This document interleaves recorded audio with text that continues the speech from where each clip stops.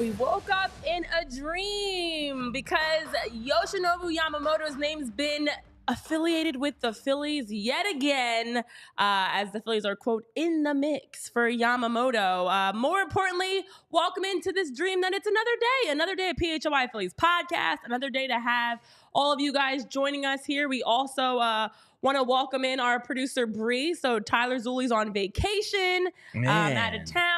Warm weather in the of warm Florida. weather. We've got Bree joining us for the first time ever that we've had Bree on the Phillies podcast. So welcome in, Bree. You're in for a wild one. And Jamie Lynch, myself, Renee Washington. Listen, Dave, Eugene, Mickey, James Lynch Jr. Who's that guy? He sounds cool. That's me. Renee. Did you put that together? I did. That's baby Skylar as my avatar. I was literally going to say the baby threw me, but then I put it together. It's one of your babies.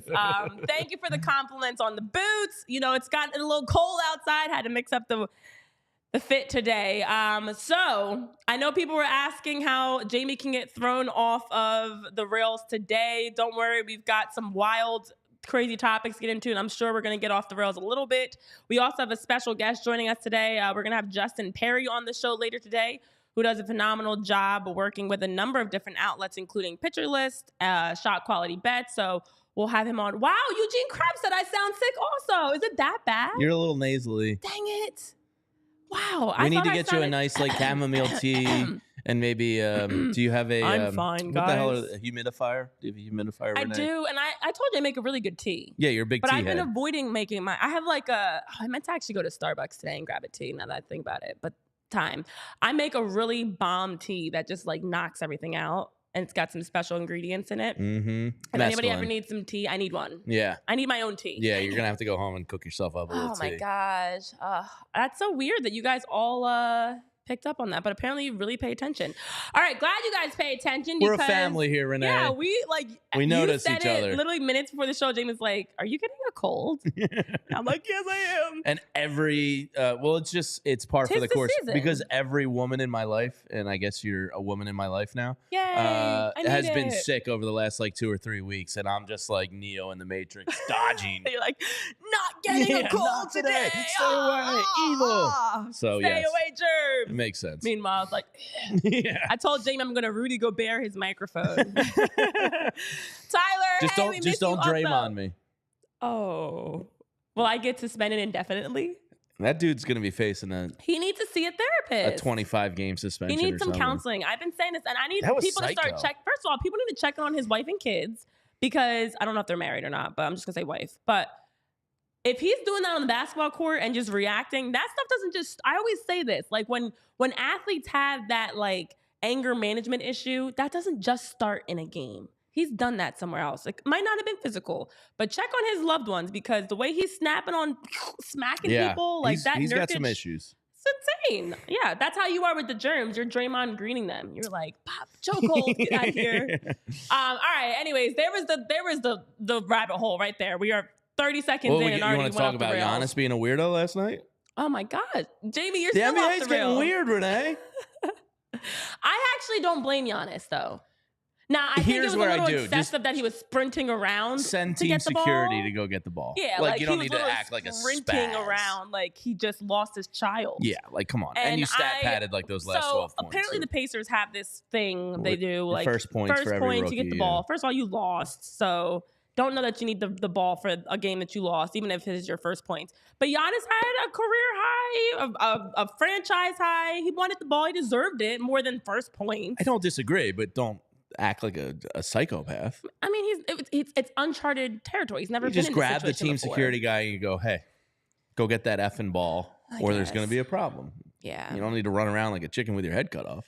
I guess. I don't know. You know what? We went left already. And again, it's 12:05. Jamie, we have a lot to get to.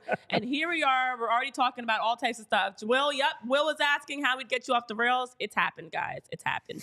So, okay, let's start with the most, I guess we can call this exciting news, because it's not fully as exciting as it should be. But Jon Heyman's been very actively, shout out to Jon Heyman for just all over the place, making, appearances and doing live hits and, of course, his own content and shows. And so he was talking a lot of, even as soon as this morning, about Yamamoto's teams that he's in on. So Yamamoto allegedly has 7 teams that are fully in his top list, so to speak.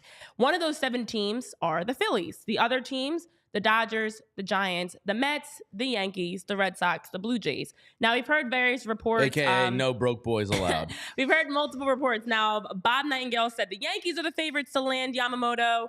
And then on top of that, John Heyman was saying that the Yankees and Dodgers are co-favorites to land Yamamoto.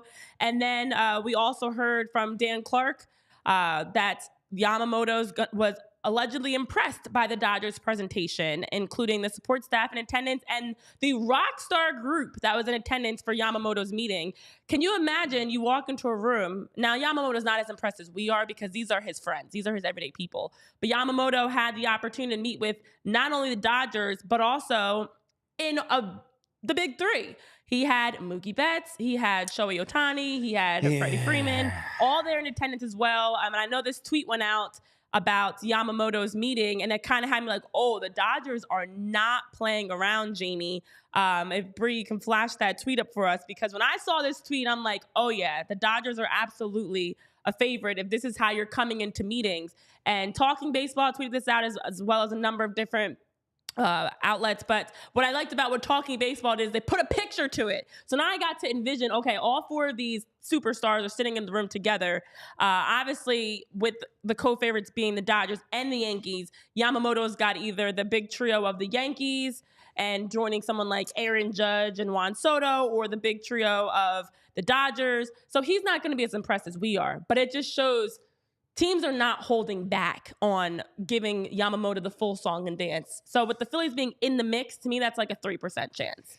Yeah, I don't want to be a wet blanket on this because it's always nice to be mentioned with the prom queen. And Yamamoto's now the prom queen remaining. Yeah. I would imagine that Mookie Betts and Freddie Freeman is cool for Yamamoto, but when Ohtani walks out, I think that's you think Ohtani was the hook, line, and single? The reports have been that he wants to play with another Japanese player, which makes a lot of sense because not only the communication in the clubhouse aspect, but the media. Yeah. Like, it's just you have a more familiar surrounding of you. So that makes a lot of sense. And it's Ohtani. Like, I don't think the same pressure would be on him as if he went to New York. Yeah. Or a Philadelphia, which I put at 0.007% chance. But hey, it's a chance, it's more than right? 0, it's better than 0.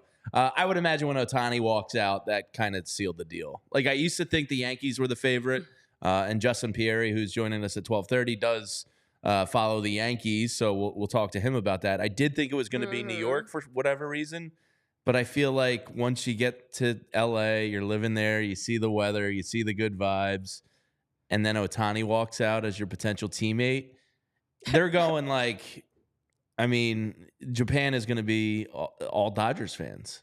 Like, it's a pretty cool thing if you're Yamamoto, considering what team you want to go to. Yamamoto and Ohtani, the 2 best Japanese exports on one team, geologically close to Japan as could be. Like, it's kind of just a home run, isn't it? And I hate this because the Dodgers are becoming something that the New York Yankees never were. Yeah. They're becoming truly evil. Yeah. And I hate them. Yeah. Well, okay. And if they get Tyler Glasnow on top of it. Well, that's the other thing that reports have said, that despite the fact that they are all in on Yamamoto, Bob Nightingale actually put this out. Even if they acquire Tyler Glasnow, they're still trying to bring in Yamamoto. They're trying to bring in both of them. Yeah, because Yamamoto they're paying and Tyler Glasnow. Fucking Ohtani $2 million. Because Ohtani's deferred contract allows them to literally shop until they drop. They're shopping on Monopoly money on layaway. It's like a double whammy. They've got all the money to begin with, and then on top of that, they put Ohtani on layaway, and now they have the ability to basically still shop because they didn't spend a dime. $2 million a year. So for them, I heard Dan Clark was mentioning possibly a 10-plus year contract. Of course, we know who was at the meeting. Now, I think for perspective, okay, would Yamamoto rather go play with Ohtani? People were saying he'd be like, quote unquote, in his shadow. As I do like air quotes. You're getting $300 million and the pressure's not on you. Isn't that like the ideal situation? Like I don't think it's a problem to be in his shadow when you're 25 years old. And he probably has I know him and Ohtani have played together before and they're friends. And I saw them golfing and out like having dinner or whatever. So they're cool. They're probably like brothers. You know, that makes it even worse though. That's what makes it worse. That makes me think like he's not going to look at this as like, it's not competition. It's not competition. This is not a Kyrie LeBron situation. This is, I want to link up and be the Batman B to your Batman X. I wouldn't even call him a Robin. Yeah. Versus the Yankees, who you also go now. This time of year, it's freezing. You're in New York. New York is, I think, disgusting. I'm not a fan of. I wouldn't want to live in New York. Yeah, it's dirty, rat city, rat city. I wouldn't want to live in New York. I have worked there. I don't mind working there. Get in, get out. But you go to New York, although he didn't actually. It's not LA. It's not LA. Is what I was trying to get at. Every time I go to LA, I go, why don't I live just like here? Every time of the year, it's beautiful on the West Coast. Yeah, it so really there's is. For perspective, like if he was, some athletes unfortunately care more about their own brand and they want to be the guy. He's not going to be the guy on either of those teams fully, but you wouldn't have to. I don't think you care about being in a shadow playing with Ohtani. Yeah, I would imagine it's very appealing to him. There's no shadow there. And Ohtani has some crazy jersey sales and opt-outs in his contract we'll get to. But oh my gosh, you know, and Dave Dewar in the chat, and shout out to everybody here in the chat. I don't know who's giving us a thumbs down. That hurts my feelings, but everybody else. One thumb down? Yeah, maybe it's, I don't know. Maybe they were a big Giannis fan or maybe Draymond it's because I fan. sound sick today, guys. I'm sorry. It's me. But yeah, it was me. I mean, like the weather out there is awesome. Driving sucks, though. That's a good point. But that driving does also suck. sucks. But they're building gondolas. And most of the people that live in LA have helicopters and stuff. They're just flying above the traffic. Well, he's apparently welcome, Omar, by the way. I see we got some other Cubs faces. fan. Matt Deckert hasn't been here. And as well, if you're rich, LA is amazing. If you're rich, it's amazing. Be rich. Like, and they're talking 10 plus years and $300+ million. LA rich versus New York rich is totally different. If you're rich, and you had to choose, you're living in LA. You can get an actual mansion versus living in like a penthouse in New York where you might have rats as neighbors. Yeah. Yeah, like, I mean, Mike Trout has like a cliffside mansion in Orange County. Like you could even be, like Calabasas, like whatever, wherever you want to go. You can be shopping on Rodeo. Oh my gosh, where do I sign? But Dave Dewar said, how often do these super teams actually win? Well, like the Yankees of the early portion of this decade, I think realized like you can't always put together a team just through money. And Dave Dombrowski kind of talked about this, like, what was it, a week or two ago, where he said, like, yeah, about a week ago. Yeah, it was. That song. Is that a? What? You don't know that song? No. What song is that? Brady, you know that song. About a week ago. Dun, dun. Nope, don't know that one. But Dave Dombrowski said, like, yeah. Fetty Wap. Who? Fetty Wap. The guy with the I know eye. Fetty Wap, yeah. me and Fetty Wap are the guy with the eye. Yeah, the fake eye. Dombrowski said it, like, you need those young, cheap, homegrown players to offset. You know, the Phillies have 8 players making over $20 million. You have a limit there. So how often do they win? Not as often as people probably say they do. But when you're talking about the best 3 combination player or player combination in Major League history and potentially adding a Glasnow, a Yamamoto, and an Ohtani as a pitcher next year, like you're setting yourself up pretty damn well. And then they have homegrown players in the bullpen that are doing really well for them. They have a couple other nice pieces in the lineup. Like, yeah, it's not a guarantee that they're going to win, but it sure as hell makes them pretty scary. Listen, I said this before. I'm never a big fan of super teams. You know, I do feel like, you know, and Lou Amadi, welcome in. You're saying in the chat, a lot of super teams don't pay attention to the edges of the roster and are too heavy. And you see that a lot of times. Basketball is a great example. You look at teams like the Suns, the Nets, that had over the past couple years, not Nets today, pre-Nets. The Suns James Harden last year were a great example. They had 3 but you really have good no players. bench. Nothing. You have no depth. And when your superstars now aren't playing a game, you got nothing. The Clippers thought they were going to have a superstar team when you bring in James Harden in that mix. But it doesn't always equate, and it rarely does equate to championships. But baseball is a different sport. I was saying this, 2 days ago? Baseball, I feel like, is the one sport where you truly can have a super team, and it actually will pan out because of the way that you have the ability to manage those guys. Like, yes, there's just one ball in basketball and football and soccer. So in a stretch, you have to have the chemistry, the depth, like some of those other pieces play a factor. But smashing balls out of the ballpark does not require any sort of chemistry in that sense to step up to the plate or to just be a rock star pitcher. So I will say this is the one group that makes me nervous that they actually can be a super team that does equate to championships. Because it's wild to think about the Dodgers, who were already a top team in the league, adding in and not being done. Again, we're still talking about rumors of Tyler Glasnow. In fact, the deal allegedly is nearly done for the trade to be able to bring in Tyler Glasnow. Yeah. So it looks like the Rays and Dodgers are locking in. I know a report came out on MLB.com yesterday that they're working on that deal to send Glasnow and veteran outfielder Manuel Margot to Los Angeles. The Dodgers would send Ryan Pepio and Johnny DeLuca. And so with all this that we're talking about with Yamamoto, the Dodgers are still actively looking to bring in more. And that's what makes this even worse. They're adding around the edges. Your edges are I don't know. I'm not going to even call Glasnow an edges guy. No, but he's not an edge move. But like you're bringing in even more strong pitchers, outfielders. Yeah, and it's $25 million that Glasnow's making next year, and then whatever you're giving Yamamoto potentially. I think if Mr. Classic in the chat says, "Do the Phillies actually have the money to sign Yamamoto?" Yeah, they do. They have the money to sign anybody they want. It's just how far into the tax do they want to go? Are they willing to go?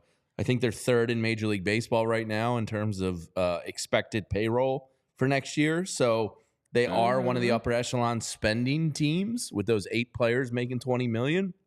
Yeah. But it's a salary capless sport. And, if the Dodgers were in the American League, I would go, all right, we'll see them in the World Series if they get there. That'll be a problem to deal with then. They're in the National League. And the chances are the Braves are going to be really, really good. The Dodgers are going to be really, really good.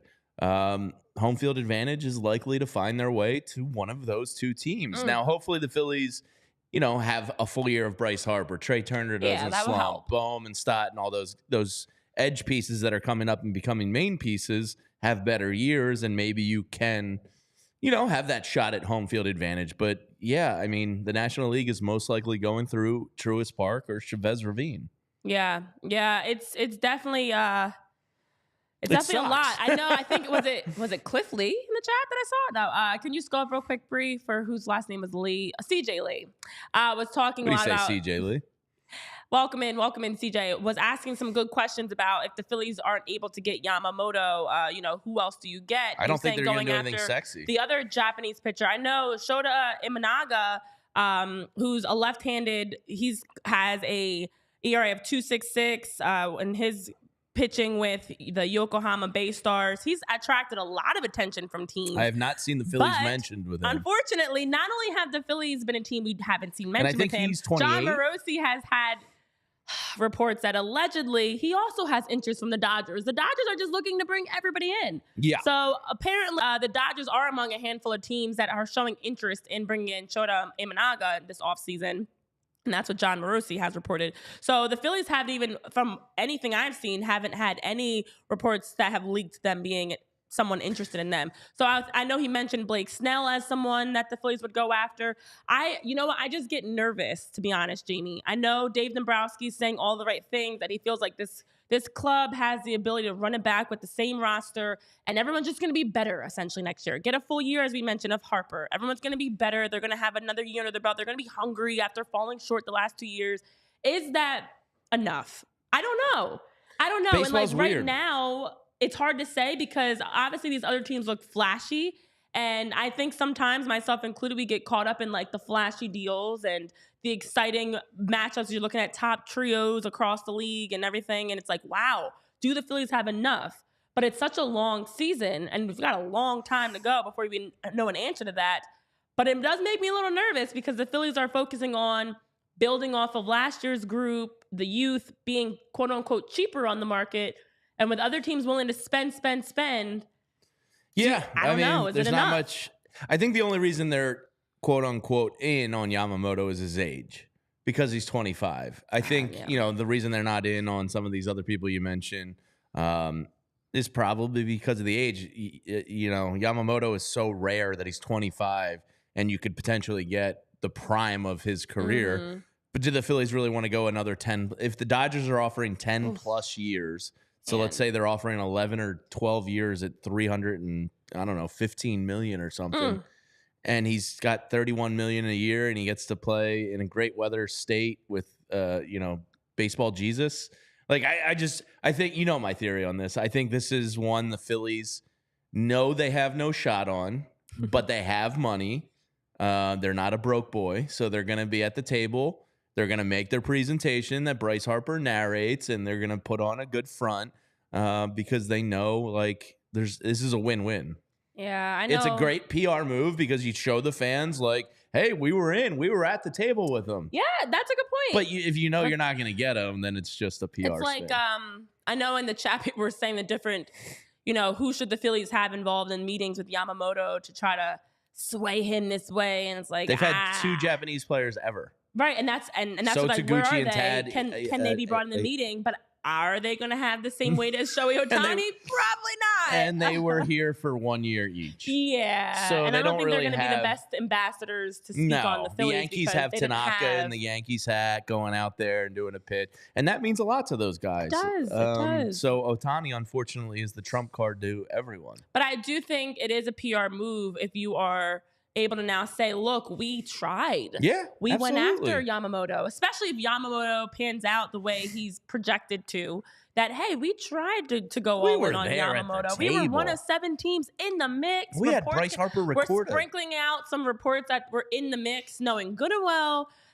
for the Phillies, they're not paying that money. No. And they're not. And they've already, like Dave has already mentioned on several different occasions and reiterated the same thing, that we're fine with who we've got.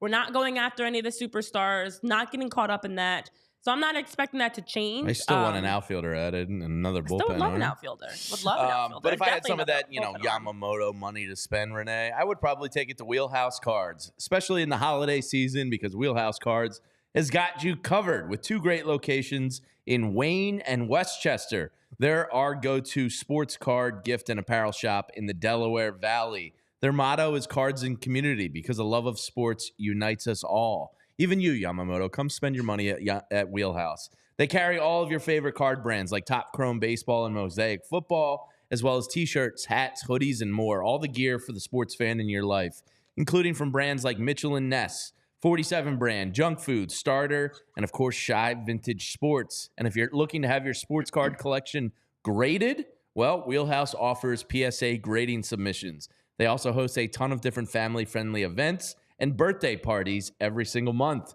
So stop into either of their stores in Wayne or Westchester, open 7 days a week at 11 a.m. Use code PHLY. Just tell them we sent you there. You'll get $10 off any purchase of $25 or more in store. Also, be sure to give them a follow on Instagram at Wheelhouse Cards. And being that it is the holiday season, Renee, everybody loves tickets to their favorite events. My wife had a chance to spend $175 to go see Tina Fey and Amy Poehler. We decided that was too rich for our blood. Oh, she's not going? No, she's not going.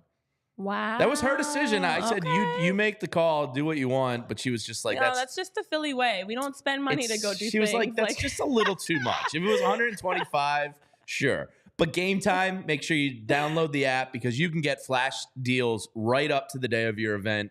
And if you use code PHLY, you can get $20 off your first purchase. So that $175 ticket becomes a $155 ticket. Maybe it becomes a different story for you there. So buying a ticket shouldn't be stressful. So download the Game Time app. It's the fast and easy way to buy tickets. You can find and buy tickets, image of your seat views before you purchase them, lowest price guarantee, event cancellation protection, job loss protection. Game Time has your back. Tickets are sent directly to your phone, so you never have to dig through your email, because that's the worst. Buy tickets in a matter of seconds. Just 2 taps and you're set. So snag the tickets without the stress with Game Time. Download the Game Time app, create an account, and use code PHLY for $20 off. Terms apply. Again, just create an account, redeem code PHLY for $20 off. Download Game Time today. Last minute tickets, lowest price guaranteed. All right. Well, I see the chat is booming. Make sure you guys, again, are hitting that thumbs up button. To whoever gave us a thumbs down, You stink. I was gonna say. Oh, okay, yeah. Yeah. You do stink. But Literally, either way, smelly butt, as my daughter would say. Such a kid. Kids. They roast you pretty good. The way that they roast you is really funny. Actually, it's really hilarious. But I will say also an exciting thing that we have coming up next week. Just today's Thursday, so it'll be before we know it. Is next Tuesday. You guys have the opportunity to join us live, as all of our PHLY sports shows, minus the Union show, will actually be live recording our shows from Reading Terminal Market. And so you can join us. It's Tuesday the 19th. That we'll be down at Reading Terminal Market, and you'll have the opportunity to watch us live. We'll be getting some great food. We'll be having a chance to interact with you guys. You guys can meet us and eat with us and join us in some lunch and things like that. And so our show will be getting the day started over at Reading Terminal Market. And then we'll have our Eagles, Flyers, Sixers shows as well. So stay tuned, as we'll be continuing to share that information on Twitter and across all of our social media platforms as well, to keep you in the loop on what's going on at Reading Terminal Market. Yeah, it should be a blast. I love Reading Terminal Market deeply and passionately, and I'll be having many pints at Molly Malloy's that day. You can count on that. And I know Eugene Krabs, the Union show, it's not for that reason, but it's no disrespect to our Union show. We had to make sure that we can allot. You know, we can't just be there all day. We already have 4 shows. You know, it's a lot of time that we'll be there. Watch me. I'll be there all day. You'll be there all day as a customer, not as for our shows to be there all day. Dave said you're going to eat 100 oysters. It's a lot of oysters, That's but I can give it a go. Oh, Lord. If you guys want to join Jamie for an oyster eating contest, you can do that as well down at Reading Terminal Market. Good luck. Please don't vomit.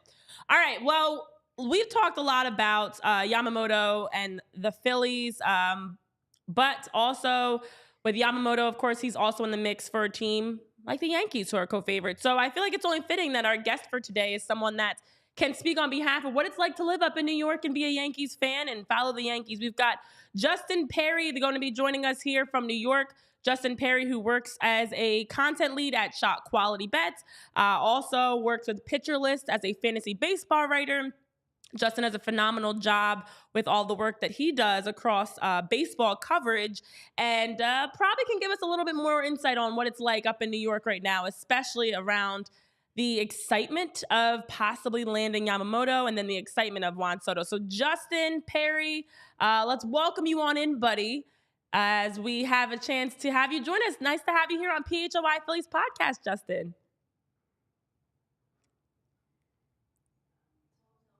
Oh, you are muted still, Justin. I'm like, that's so embarrassing. That's so embarrassing. Thank you guys so much for having me on the show. I'm really excited to be here. Like you said, I'm a New Yorker, but actually my little sister lives down in Philly, so I have a lot of appreciation for the city. Come down a lot. Excited to chat maybe a little baseball, and yeah, I do a lot of college basketball as well. Yeah, no problem. Listen, we are all still, even despite the pandemic putting us in such a virtual world, I feel like we all still had the issue of forgetting to unmute at times. It happens to the best of us. Well, one of the politicians forgot to mute himself when going to the bathroom the other day. Did you see that? No. It was like the Naked Gun. You could hear him at the urinal. He forgot to mute himself going to the bathroom. He left the floor. So at least you didn't do that, Justin. I was gonna say, I think it could be worse. It could definitely be worse. Absolutely. You know, I always get nervous about that when I'm virtual, that like I'm actually gonna turn the camera on or unmute at the wrong time, because you just never know. You just never know. All right, I know we're working on getting your volume turned up for those in the chat that maybe are feeling like you can't hear him as well. But listen, Justin, we've been talking about Yamamoto on the show because, of course, reports have come out that Yamamoto has 7 teams that are still in the mix for Yamamoto. Excitedly here in Philly, the Phillies were included, but the Dodgers are co-favorites and none other than the Yankees. Curious to know your thoughts on the Yankees' chances of being able to land Yamamoto. Well, I tried to turn up my mic volume, so hopefully that's a little better for people. Yeah, now you sound great. Yeah, gotcha. Yeah, so look, being a Yankee fan, landing Juan Soto, now being in the mix for Yamamoto, it definitely feels like, maybe they're actually going to start spending some of Hal's money up here in New York. Really excited about it.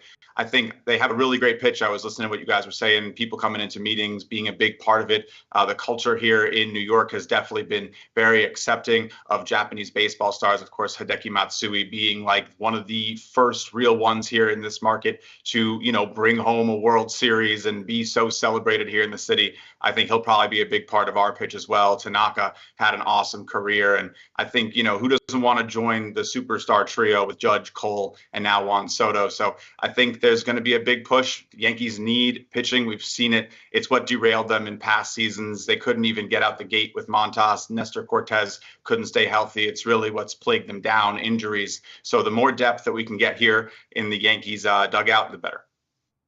Yeah, so Justin, I'm curious. I have a couple of friends that are diehard Mets and Yankees friends from college, and they're always going back and forth. And obviously, Steve Cohen, when he takes over the Mets, kind of elevates them to a more near Yankees expenditure level. Are they viewed crosstown rivals as now like, a team that's going to compete with every free agent, or are they still the Mets?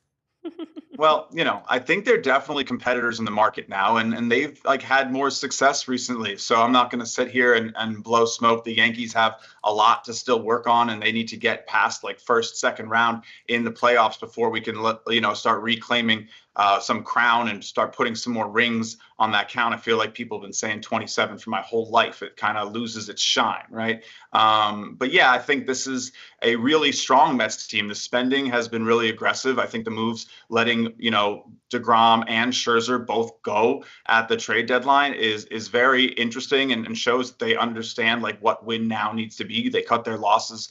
They're going to be right back in it this season. I think they, are showing they have no problem having one of the highest spending payrolls in the big leagues. And Cohen's probably been a big part of what's pushed, the Dodgers to make this very, eye-opening deal with the deferral, and the Yankees spending big, hopefully to retain Juan Soto. They're going to have to, or what is this move really about? I think it's going to be an interesting market. Prices are just going up, and teams are going to need to be very aggressive to compete with what the Dodgers are doing, what the Braves have for almost nothing, the way the Rays can bring in a team with no money. It's crazy. And the Orioles set up too. So there's a lot of strong teams building really good cores. You're going to have to be aggressive to sort of keep up with the homegrown talent in some of these places. Yeah, that's a good point. I mean, we were talking about the other day about the top trios. Actually, it was yesterday, but that feels like it was so long ago. Top trios across Major League Baseball right now, and it's wild and exciting to see the names that are leading each club. For the Yankees specifically, now with acquiring Juan Soto and having him alongside guys like Judge and Torres. Juan Soto, huge acquisition for the Yankees. But as you alluded to, Juan Soto, when being asked about the future with the Yankees, kind of was tiptoeing around past the 1-year deal of an extension and remaining with the Yankees. I'm going to first, before we even get to that part, I'm curious to know your thoughts and just the excitement after, officially bringing in Juan Soto. But then maybe has that excitement teetered off a bit, hearing his comments around the 1 year and the way he kind of tiptoed around the future with New York? I think that's pretty normal. I don't think he's going to be the type who's going to comment on it. He'll come in and go to work. This is a big season for him. I don't think, the excitement has teetered. We're super excited to have one of the most competitive lineups in the big leagues, just, on the backs of guys like Judge and Soto. You should hopefully get to 80 combined home runs. That would be really nice. I think that's a pretty safe floor. 35, 45 from one or the other should come in. Hopefully Rizzo can get healthy. There's a lot of excitement. I've actually bumped into Anthony Rizzo on my block a few times, so big fan of him. He lives in the neighborhood. I live on the Upper East Side. Yeah, basically neighbors. He wears his Dolphins hoodie around the bright neon colors. He's unmissable. But no, I think this is going to be a really exciting season. I think there's a lot of excitement. People just want to see these guys hit and rake. Obviously, losing Aaron Judge last year to the fence at Dodger Stadium was not very fun. There's a lot of, I think people really had a lot of expectations. They were leaders in the market to be preseason favorites to make the World Series, and they'll be up there again. Of course, there's a little bit more competition now, but there's a lot of reason to believe that if we can get those elite ratios from Juan Soto, put him next to Judge, hopefully not everybody's made of glass this season. The Yankees will be a dangerous team if they're healthy come, for October. So, Justin, I'm curious your thoughts on this because you're a Yankees fan. We're Phillies fans. We are major market clubs with big money to spend.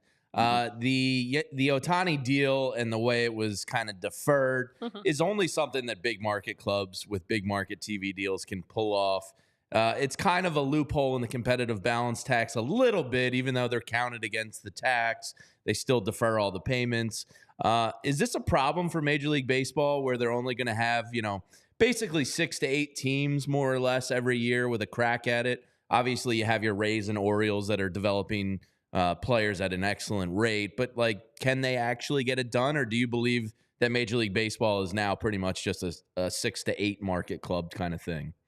It's probably always going to feel that way in terms of spending. The deferrals have been around for a long time. Players get paid well after they're done playing a lot. It's just not very often that we hear about it happening when they sign. Ohtani, I think, is the most unique part about this because he has this, he's the face of the game in multiple countries, right? So he has massive endorsements that no other player can really dream of right now.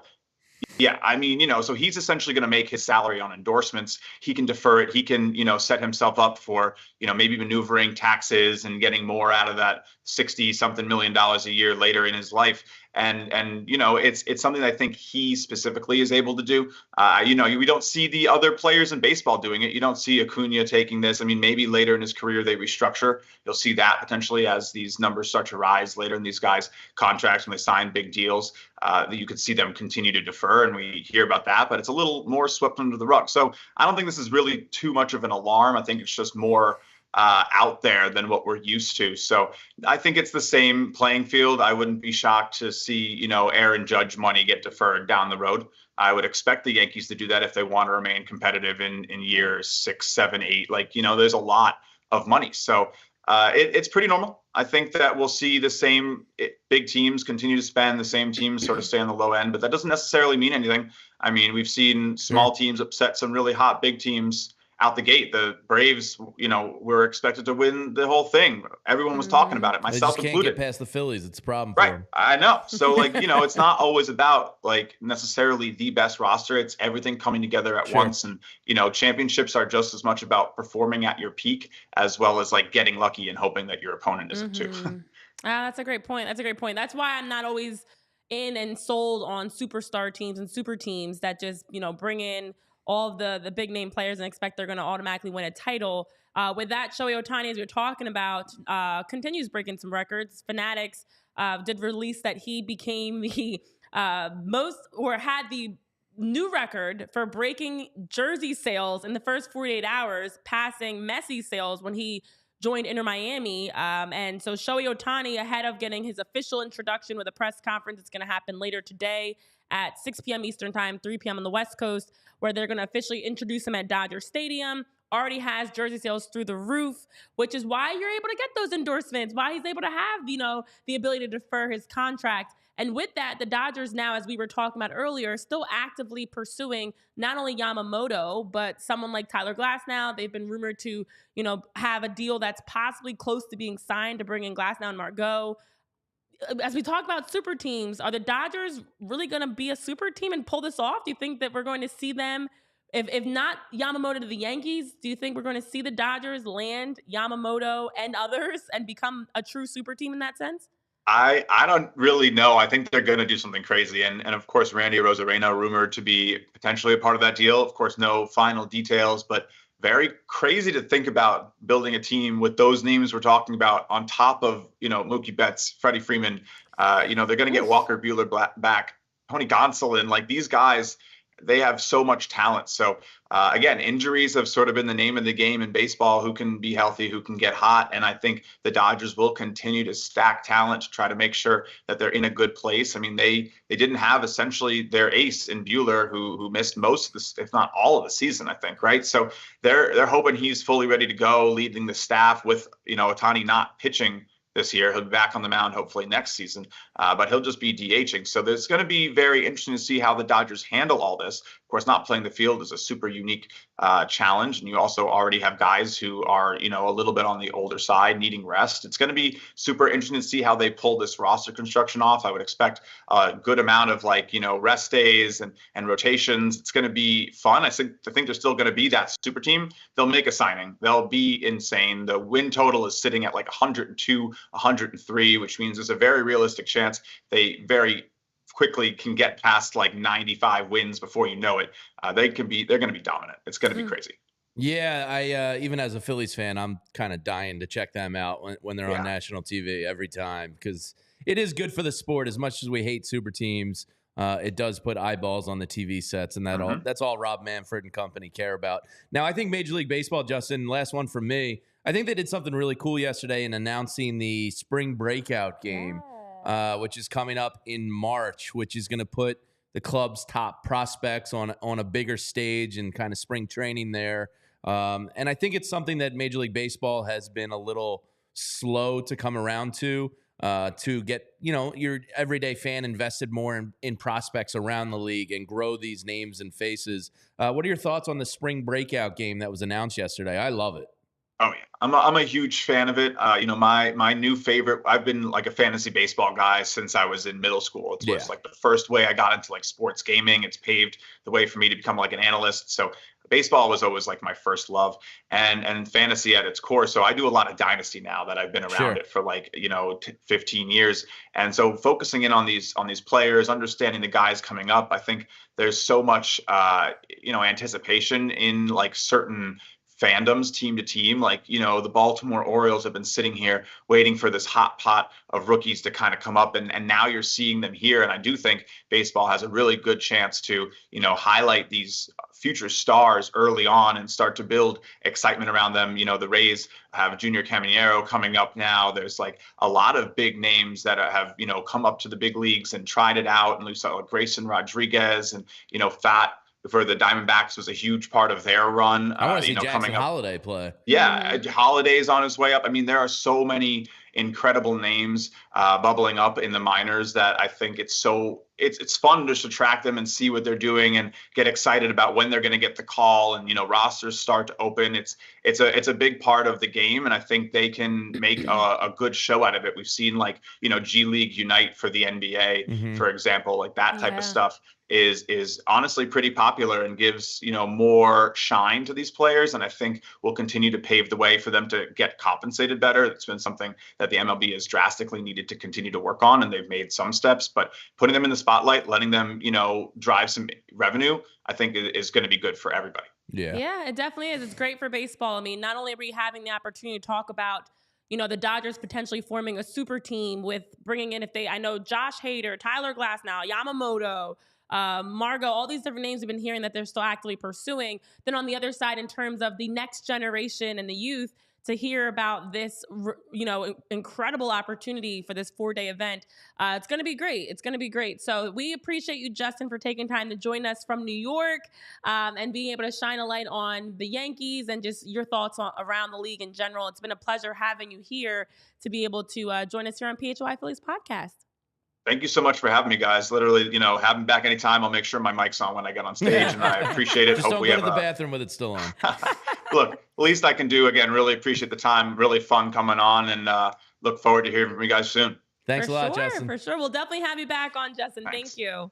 Of course. You guys be sure to give Justin a follow. Justin does a great job, as he mentioned. He's been heavily in the fantasy baseball world and fantasy sports world. I love fantasy baseball. Yeah, as he mentioned, since middle school, and he does a great job working with Shot Quality Bets as a content lead, but also with Pitcher List as a fantasy baseball writer. You can follow him at Justin Perry, Perri is how he spells Perry, 8 on Twitter. I really want to start a fantasy baseball league for the diehards here in the chat. And you've been pushing that. You're gonna make it happen. It's gonna happen. And have you ever done fantasy baseball? No. I think it's time, Renee, because part of the fun, what he just talked about, I love the dynasty leagues, and I picked up Wander Franco for the Rays, the first time he was eligible. So part of the fun, especially if you're in a dynasty or keeper league, is finding these kids, staking your claim to them early and hoping you get them to a 3 to 5 year deal, or depending on what your league is. So this spring breakout game that we were, the final thing we talked about with him, is great because it puts all these kids and these top prospects from baseball, like Jackson Holliday, Matt's son, is the #1 prospect in baseball, and there's a good chance he's starting shortstop for the Orioles this year. And these kids, it's just good for the game to market their own players, which is something that Major League Baseball kind of struggled at for the longest time. So this is a really good step. I think the World Baseball Classic's been a really good step.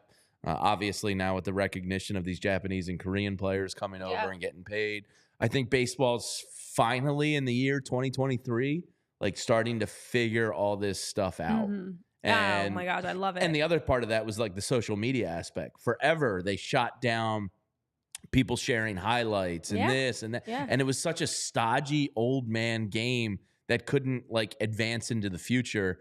I think this spring breakout game is a step towards kind of understanding that we need to get younger and cooler and more fun. And I think this is a really good move for Major League Baseball. I'm excited for it. I'm a huge fan of it because I also think it's valuable to have, for any sport, to have different levels of opportunity. And this is a great opportunity. So for anybody that missed the official announcement that came out, I saw it first on ESPN that it was dropped, and then been seeing the different buzz around it. So March 14th through the 17th of 2024, we're going to see a new showcase rolled out. So with the spring breakout, it's an opportunity for every organization's best prospect group to go up against another teams in a game that's part of a doubleheader. And they'll have, regularly scheduled spring games as well. So you're also just filtering in an opportunity for teams to have a chance to participate in spring training games. And with their rosters, they have, the best minor league players from each team are participating as well. So it's a chance to see prospects going up against each other.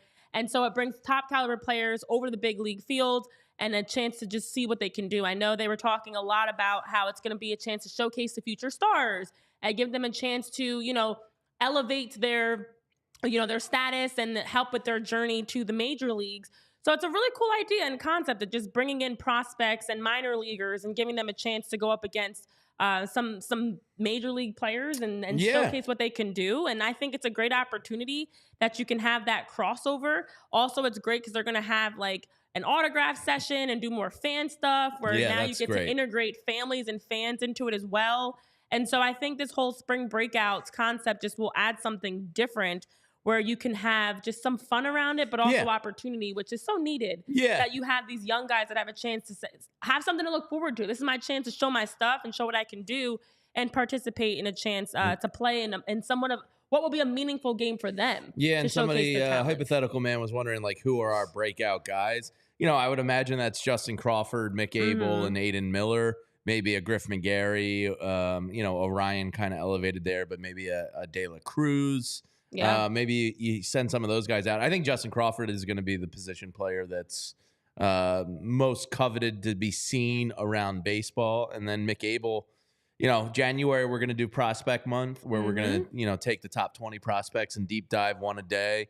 But, Justin Crawford is certainly their most exciting prospect. And a lot of people really love Aiden Miller. So I would think the two of them offensively and then Mick Abel. And you get to see him, on a big stage in spring training. It's cool. And, it is. I don't like to give Major League Baseball credit too much because I think they're their own worst enemy a lot of times. But I think they've come a long way and they're finally starting to figure some things out. Definitely. Always a good opportunity to be able to give young players a chance. And Dylan Covey, top prospect. We've seen how it's paid out in a big way and how it's helped. And, hey, I'm all for adding something else to spice things up a little bit, especially during spring training and just to mix it up. So it's going to be exciting. It's going to be a great opportunity. We'll be keeping an eye on how the details unfold for that as we get closer to March. March will be here before we know it. And we want to make sure that we're not forgetting about that. But you know what else you can do to help make sure you're not forgetting about important things in your life? You can use Rocket Money. Now, I actually use Rocket Money myself, Jamie. Bet you didn't know that. Rocket Money does a good job of being able to help you make sure you're not missing any subscriptions or any payments that you are getting charged with regularly. So Rocket Money pulls all of your financial picture in that sense of recurring payments and subscriptions, and just allows you to see, okay, where is my money going? I need this. And so it's very helpful. Honestly, I use Rocket Money myself. I highly recommend it. And so Rocket Money also does a good job of canceling a subscription for you. Sometimes you get locked into these subscriptions. Okay. I need help, Renee. All right. If you're like Jamie and you need help and you have subscription, you're like, what is this $9.99 subscription? $9. Hopefully it's not $999. That's concerning. What is the subscription I have? Yeah, that was good. Get Hunter Biden out of our Rocket Money promo. If you have subscriptions and you're trying to figure out where is this $2 charge going or $10 charge, or how can I get it off of my finances? Well, Rocket Money will not only help you see it, but also help you remove it. So they're a personal finance app that finds and cancels your unwanted subscriptions, monitors your spending, and helps lower your bills to ching, ching, ching. And especially during the holiday season, it's a great time to reevaluate. I do this every once in a while, just go in and look and see, okay, what am I spending my money on to make sure that I'm best allocating my funds and finances? And Rocket Money has over 5 million users. I am one of them, and has helped save its members an average of $720 a year. Damn. With over $500 million in canceled subscriptions. So personally, I can say thank you to Rocket Money, and hopefully you guys can also stop wasting money, Jamie and everybody else, on things that you don't use. You can cancel those unwanted subscriptions. So head over to rocketmoney.com/PHLY. That's rocketmoney.com/PHLY to be able to get started today. Yeah, I think like you could you use some help yourself over there, Mr. Lynch. Yeah, because it's signing up an account to an automation is a scary game because it's easy to forget about these things. And they'll even give you like alerts, not to continue promoting them. No, I mean, but they'll you're give an you active alerts. user. They give you alerts like, hey, just found this subscription, check it out type of a deal. Because sometimes you don't even realize, especially with kids. Like I know my they niece accidentally and nephew, hit buttons. And for whatever reason, my phone accepts like my niece and nephew's faces more than mine sometimes. So you just need a Face ID to pay for things sometimes. And they'll be sitting there clicking the button, and next thing I know, they're paying for something on my phone. So it does help because it makes sure there's nothing slipping through the cracks that you're just getting charged for. Yeah, and I'm a cord cutter on the TV aspect and all the apps. Like you said, it's like, it spirals quickly. So I think I'll be signing up for Rocket Money any day now. Oh no, John is saying somebody got in trouble with his wife for that. Okay, what now? That sounds like a great story. I know people in the chat were requesting to go off the rails and said too much baseball talk today. It's actually hilarious because there are literally people that will be trolling us saying, you guys don't talk enough about baseball. So here we are, guys. We gave you Pitbull and Beyonce. We can't do that every day. But I did want to run through a couple quick things because time is winding down and we still have to get to our favorite part of the day, Jamie. Guess that ballpark. Time is winding down. So we had some more updates. Now, apparently we're possibly going to see Cody Bellinger reunited with the Cubs. There have been that's some what our reports. Guest was Casey Bubba. Yeah, because we've been coast to coast to coast. Yeah. We've been all over the place with our guests. I was actually surprised to hear that because I thought Blue Jays or Giants, but then the Giants get Lee, and I guess that takes them out of that. Bellinger's fiance posted the Toronto skyscraper, so I just thought that was like kind of done. Wow. Cubs would be interesting. According to some sources, two potential suitors, the Yankees and Giants, have of course gone elsewhere with their looks. So it appears that, after the Yankees specifically bringing in Juan Soto and Alex Verdugo, and then of course the Giants picked up Jung-Hoo Lee, so they're no longer interested in Bellinger. That's what a report has been indicated by Mark Faison.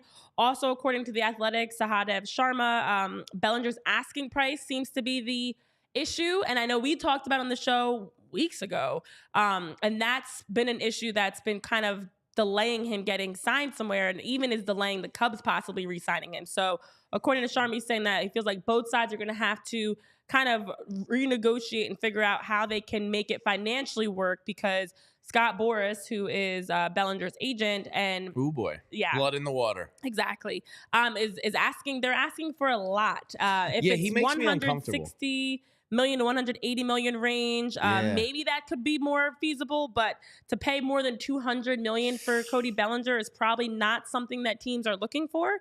And so, although the Blue Jays were a team that has been the biggest competition, it seems like, according to reports as of yesterday by John Heyman, the Blue Jays and Cubs are the most likely, but the Cubs right now seem to be the favorite. Yeah, and we'll see. If they bring Bellinger and Hoskins in, there's two boppers in the lineup for you. Yeah, the thought of paying Cody Bellinger like $170 million is a little bit too rich for my blood if I was a GM.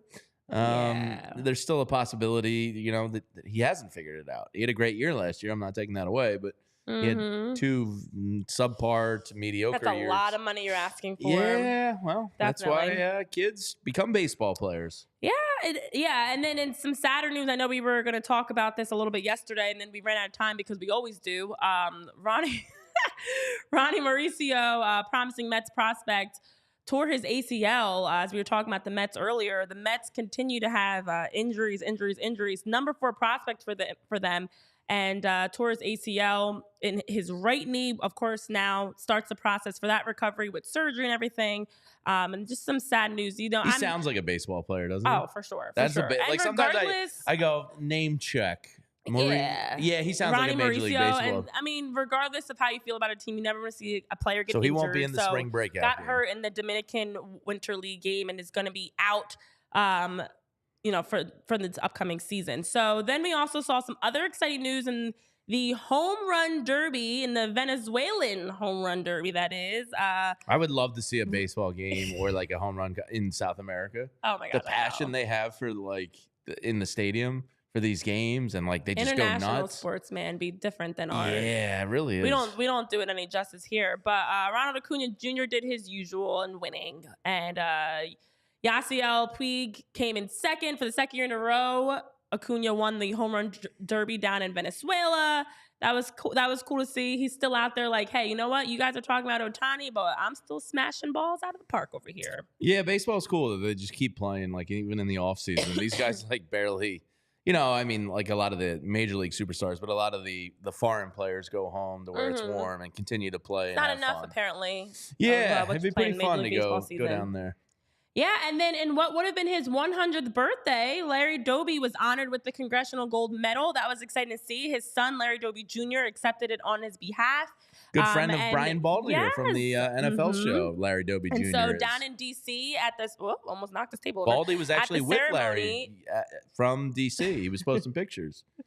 Isn't that you would never guess Brian Baldinger and Larry Doby Jr. good friends, but there they are. I don't know what's... Baldy's the most fascinating man in the world. No, it's not even funny about Baldy. It's you. You remind me of, I have uncles that are like you, where I'm casually just sharing about Larry Doby, and you're just rattling off. Yeah, random facts. Larry Doby rattling Jr. off random facts. Let me get through this. Nah, Larry Doby Jr. He's like, Baldy. Oh yeah, Larry Doby Jr. is, I have a dog that had the middle name Dobie, and Doby's I know a good this name. person is. I like the name Doby. Okay, all right, yeah, Dobie, the guy from Harry Potter. So Larry Doby Jr. accepted the medal from the Speaker of the House, Mike Johnson, in a ceremony at the U.S. Capitol in D.C. He was saying it was a really good speech, actually. You should go check it out on Twitter. And he was saying, Larry Doby, my father, was 17 years old when he signed a $300 contract, guys. We're now talking about $700 million contract. His dad signed a $300 contract to play for the Newark Eagles of the Negro National League in 1942. How's that for perspective of how much the game has grown? Larry Doby was one of the people that helped trailblaze and just helped make sure that for Black athletes and Black baseball players, they had a chance to play in the majors. And $300. And Larry Doby had a phenomenal career going on to win a World Series. Over 300 in both those first 2 years. There you go. There it is. I got his baseball reference. I'm deep diving his baseball reference. He won a 1948 World Series with Cleveland. He was a center fielder. He was dominant. He was someone that's name has been connected a lot to someone of Jackie Robinson for how they've really pioneered baseball, because it really is incredible to think about how much the league has grown, and not only diversity, but also financially, but also so many other things since Larry Doby was 17 years old. 126 RBIs in 1954. There he is, Uncle Jamie. Yeah, he had a pretty great stretch from 1948 to more or less 1957, where he was producing a lot of runs, batted for average, really good on base, really good slugging. He was a hell of a player. Congratulations to him and his family for that awesome opportunity. Now people in the chat are like, wait, Renee has an uncle that sells pictures on Feet Finder. Renee has an uncle that looks like Caillou. Basically, that's what I said. That's what you all got from that. But no, it is funny because every once in a while you have these like rabbit hole tangents of like whatever topic we're talking about, you just are firing off random nuggets, and it's very entertaining. All right, well, other than that, Jamie, I'll let you share this about the special day in today's Phillies history before we finally get to guess that ballpark because we're at the 1 o'clock. Oh, yes, it is time for that.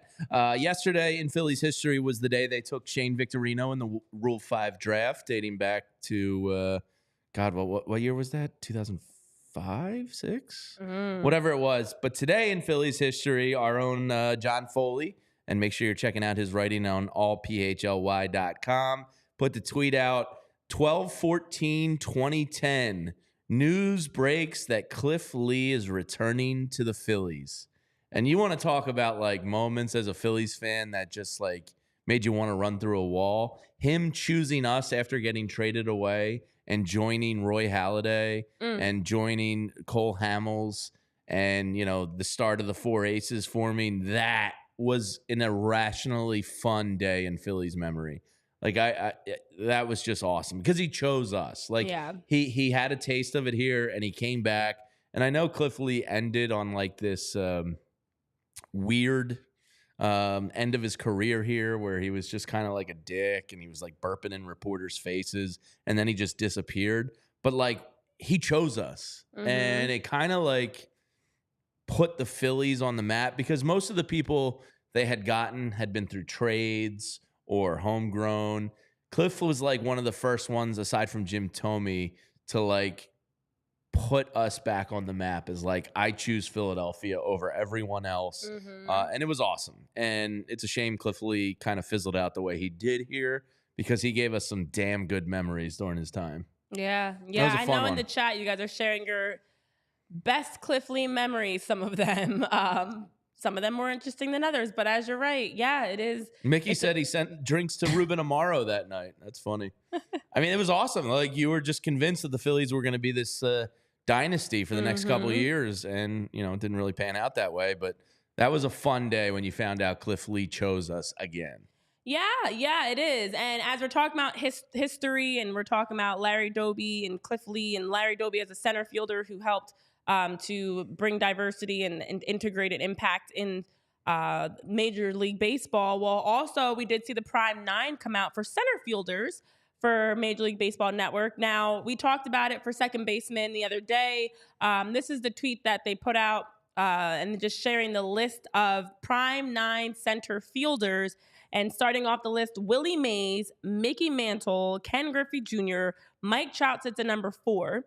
Duke Snyder, Carlos Beltran, Andrew Jones, Richie Ashburn, and Kirby Puckett rounds out the list. And it's been very entertaining to see these lists because a lot of history in these names really takes you back.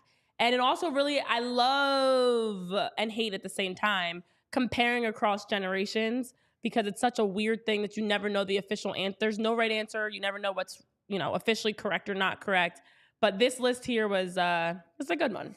Yeah, there's some pretty good players on there. And Mike Trout probably could be like number 1 on that list if he was able to stay healthy. Yeah. Shame for him. Injuries really kind of are derailing him. And maybe there's a chance he stays healthy and gets back on track. But center field's a great position there and cool to see. But yeah, Barbara Carroll says Beltran, LOL. He's pretty nasty. Like I understand that was my reaction too of like Carlos Beltran. If you actually like deep dive his numbers, Carlos Beltran was a hell of a player. You know, he was in the Gold Glove running every single year. But yeah, it's always fun to look at those lists and kind of debate them a little bit. Yeah, it takes you back. I mean, Carlos Beltran's numbers are pretty damn good. You've been deep diving them. Well, I got his baseball pornhubreference.com page open right here. That's an old joke at my. I picked up on it. Okay, yeah. I'm learning for the real seam heads. I know. Baseball reference page is very cool. Yeah. Jesus, take the wheel. All right. Well, exciting news because today we got through, Jamie, I would say pretty much all of our show notes. Look at us. Did we? Did we? I don't know, but I feel like we did. Yeah, we got a lot. I mean, the rest, okay, we didn't get through all of it. I don't think we hit every. Well, it was pretty close. It's the best we've done in a while. This was definitely the close. I think we missed like 2 things. Yeah, it's pretty good for us. Like we literally only missed a couple things as I'm scrolling through. Yeah. Look at us. Look Progress, at us. guys. Now it's time to torture Renee. So because we no, it's not torture because we're down to 5, which makes my job so much easier. It does. So we are down in the final 5 ballparks of Guess That Ballpark. And to give you an update, because yesterday was Rogers, which I took, and I took Great American Ballpark the day before that. So I'm now up 10-6. 10-6. There's 5 left. You have to get every single one of these correct to have a chance. And I have to Bree, she cheated for like 10 days before. This is not real. I started. Why does your list? Why does the dates always skewed. change? Look at you getting comfortable here. Yeah. Put your feet up, kicking back, relaxing. So we don't have a timeline on cheating because I didn't cheat. That's not a thing. Okay. The ballparks that are left, we've got Citi Field, Kauffman Stadium, which everybody thought yesterday was Kauffman. Citi, I thought it was Kauffman, yeah. Do you know the others? Citi, Kauffman. I'll give you a half point. Target. And I forget. PNC and Oriole Park. So Camden Yards. I am keeping score, MBDBDDF. Yes, I am, because the whole point of this trivia thing is to keep score. All right, 10-6. And to cheat before your opponent, so it's an unfair score at the end. Yeah, we get it. All right. It's not real. It's not real, WYRM. Wow, everybody's on your side, apparently. All right, let's take a look at today's ballpark because I'm ready. Oh, I know what this is. Do you? I do. All right, so it's Kauffman, PNC, or Camden Yards, Target, and what was the 5th? Citi Field, Kauffman, City. Oriole, PNC, Target. And you know what this is. Okay, maybe I don't. I'm feeling pretty confident though. Ooh, is that Brie, what are you doing over there? Oh. I'm like, Brie's changing things up a bit. All right, so Bree, Jamie normally takes a very long time to guess. I mean, I have to put a timer on just to get him to it's not that finally guess an answer. So hopefully today he'll be better. Yeah. All right, I think Ooh, I have actually, my answer. I thought I know, and now I'm not positive. In the chat, drop your thoughts. I'm not looking at the chat, but feel free to share what you think it is, and we'll see who is correct. I think I have my guess. Apparently, okay, it's not that one. No. Do. All right, I have okay, my it's answer. not that one. I will slack it in so you don't hear. I will put it on the Phillies beat there, Bree, so you can see my answer. Not that one. So don't look at Slack. I don't know. Okay. How? Oh, Bree, actually, I don't think I have your number to text you. Oh, yeah, true. I'll Slide DM in you. the DMs. I'm going to slide in your DMs. All right, my answer's in, Renee. What? There's only 5 stadiums. This can't be that hard. I know, but this is crunch time. It's the postseason, basically. I need to make sure I'm not just, I got to stick to my game plan. You know, I got to make sure I'm not just out here willy-nilly throwing out answers. My answer is in. Okay, I think I'm putting my answer in also. I hope you guess differently than me. Oh, are people able to see us? That's embarrassing. Like, are they able to see us? See my tactic? I'm blocking the chat. I don't want anybody to think I'm cheating. Well, I was doing this to like look at the stadiums the other day. Okay. You didn't get it yet? This is what she does. She stalls every day, Bree, for like. You didn't get it? Maybe there's a Wi-Fi issue. Mm-hmm. No, I already submitted. Gosh, oh my God. Okay, I thought I had it. This is trickier than I thought. Do I have to put a countdown on you? No. We have to get out of here, Renee. I know. Well, you can say it. Mine's already in. Wait. Have you heard? Okay, Bree, this is the normal question we ask. Are you going to the mall after school today? Wait, what? It's a Billy Madison reference. No, I don't understand why you're saying that. How does that have to... Dang it. This is like, you're I'm like stuck trying on to 2. stall and you're going, are you... Oh. Okay. Okay. You got it. Wait. Bree, she gets on my Phillies beat is irrationally open. nervous about My this. Phillies beat is open on Slack. Just say it. I already submitted. Just go. Say it. No, takes away from the fun. Say it. Bree, you have to read the answers out loud on the mic. I hope you're ready. Wait, did I send you the right answer? Okay. Oh my God. Okay. All right. So both Renee and Jamie said Same answer. Kaufman. Damn it. And it is. Yes! Damn I just it. want to be right. I wanted you to be wrong. I actually was really going back and forth with Oriole Park because it's very got that rounded outfield, but it doesn't have that. There's a little line in there. I've on the gotten left and very right. drunk at Camden Yards before. I'm sure you have. Yeah. We did a university outing there for like senior week. MBDBDB said this whole segment is us watching a woman cheat in a game and then celebrate it. The joke's on us. Thank you for understanding my plight here, MBD. Oh man, I think it's fun. Ew, John.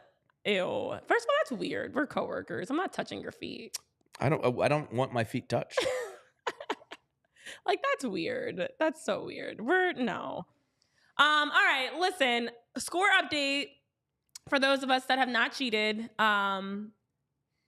Looking at pictures to compare does not seem right. It's impossible to do without pictures, and it's even impossible to do with pictures. No, I got one right when we weren't cheating, and then you were cheating for so long that I was like, I better cheat because this is unfair now. Oh my god! And then you were war whooping about your victories. Wah, wah. I mean, for the last 4, we can go without computers. Oh wow! All right, so Jamie and I both got them correct. Did anybody get them correct in the chat? Ooh, see, I didn't even look at the chat. You guys were rolling in with some answers. Sandlot. PNC does have a weird right field. It's not that easy. Kaufman is perfectly round. Yeah, that's why I thought it was Kaufman. Okay, I saw some mixed results, but a lot of you guys got it correct. Congrats to all of us that got it correct, Jamie. Good job. Yeah. When you win on the back of my answer, it doesn't really feel good. Wait, it feels like what? a loss. Yeah. Oh, like when we both win. Well, yeah, but I submit mine first, and then when you win, it feels. See, this is why we send them gross. in Slack because I didn't want you to have to be like, oh, you take. No, my I don't answer. think you saw my answer. It's just like I got mine in first, and then 3 minutes later, you got yours in. What is this? Like that's what we're doing now. Mm-hmm. That's petty. You got petty Jamie over here. Yeah. All right, guys. Well, I'm gonna let Jamie be petty and cry in a corner somewhere. Yeah. Because he answered first. Mm-hmm. That's like I should get bonus points for that. You both submit the essay when we submit the SATs or whatever test. Does it matter who submits it first? No. Mm-hmm. You get more credit. Every teacher knows that. The faster you are on tests, the better. That's what every teacher will tell you, Renee. Lies. All right. Well, even though we got through most of our show sheet today, which was a small victory, a small L is we still are overtime. So we'll try to be better. We're always overtime. It's fine. Everything's fine. This is fine. I'm hungry. All right. Jamie is going to eat his laptop in a second if we don't break away. So thank you guys so much for tuning in. We're going to have a new game after Guess the Ballpark Ends. We've actually got some new exciting things coming your way here on PHLY Phillies podcast. To Eugene Crapp's question, don't you worry. This is just the beginning. We have some more fun things. Chris O'Donnell says next trivia. year, no computers, but multiple choice. I don't hate that. I would love that, actually. That's the problem. There's too many options. We need I would do multiple choice. We're going to do trivia with some multiple choice. That's what's happening. But we have more things and coming a shot your way. Clock. I agree, John. All right, with the rules. Yeah. Next time, we're going to have the rules in writing so you guys aren't whining. All right. Have a great rest of your Thursday. We'll be back here at noon live. We've got Friday with Foley, as John Foley's going to be joining us. We're going to be playing Guess That Pitbull Song. I love that idea, Mickey Durkin. Might have to raise that with the rest of the team. It may be happening. We've got some holiday plans coming. We've got games and trivia. We've got more baseball updates. So basically, make sure you're subscribed, you're following, and you're staying up to date on everything PHLY Phillies podcast. For Bree, Jamie, Renee, have a great rest of your Thursday, and we'll see you back for a fantastic Friday. We all silly.